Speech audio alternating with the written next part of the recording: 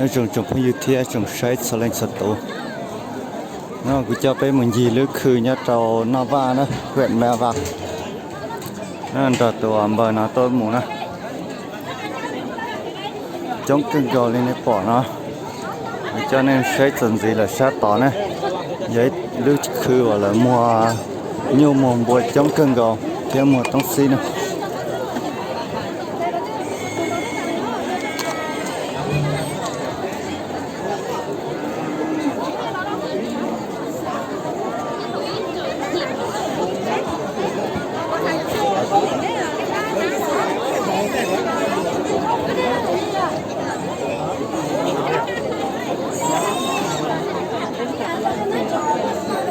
chống thực tiêu lên nè uống rồi bỏ cá một kia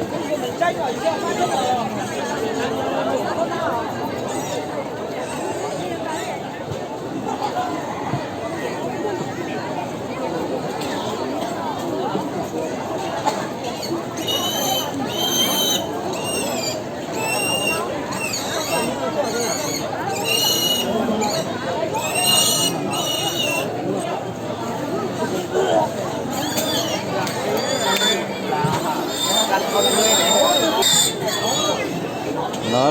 lâu kia là dễ đó nữa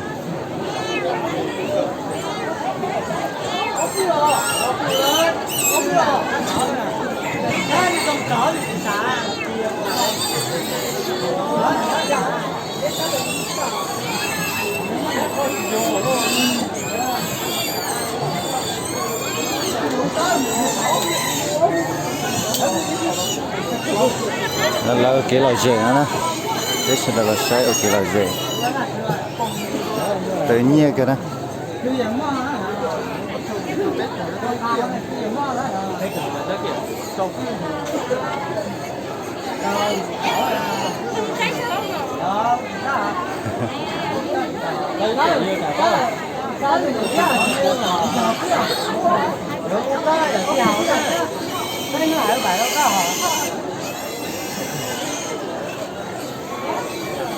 cái này rồi, xỉa rồi. Có được xỉa câu rồi. Xỉa rồi. Xỉa rồi, xỉa rồi. ta tạo kia là dễ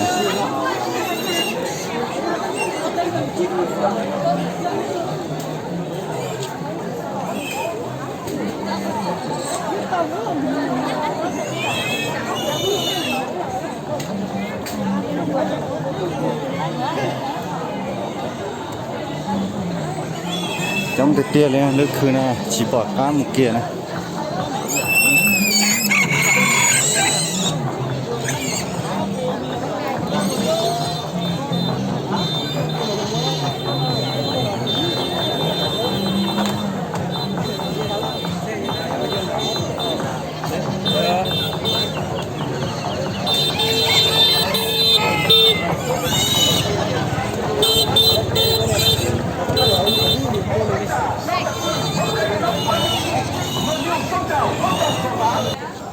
chẳng thổ là làm mũ ra là cái này hơi nó nhiều à ôi giờ có nóng đó có nó ta sẽ có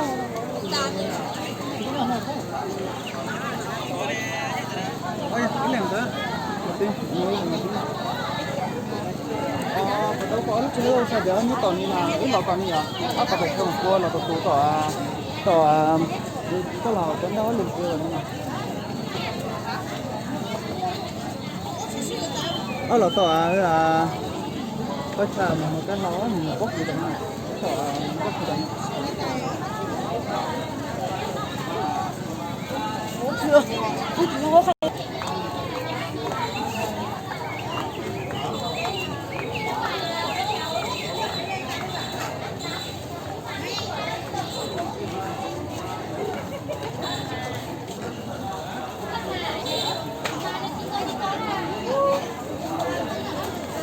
hello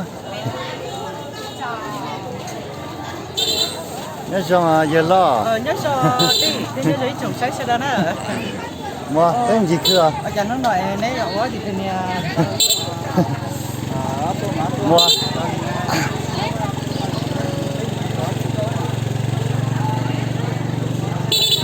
nó bé mình gì khử nó sẽ cũng một lần gạo thả nè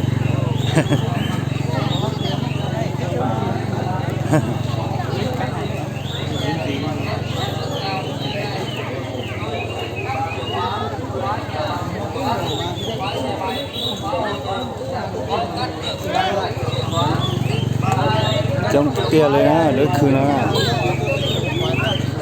ứng dụng công nghệ mới ép dẻo bằng lái xe chứng minh nhân dân có ép an tích bìa đỏ giấy khai sinh giấy khen ép chất lượng cao lấy ngay tôi chuyên cắt chìa khóa khóa nhà khóa cổng khóa xe máy khóa ô tô có cắt được các loại chìa khóa đấy có tiền ô đấy được bay á thoải mái quá ô nó bay một cái chỗ này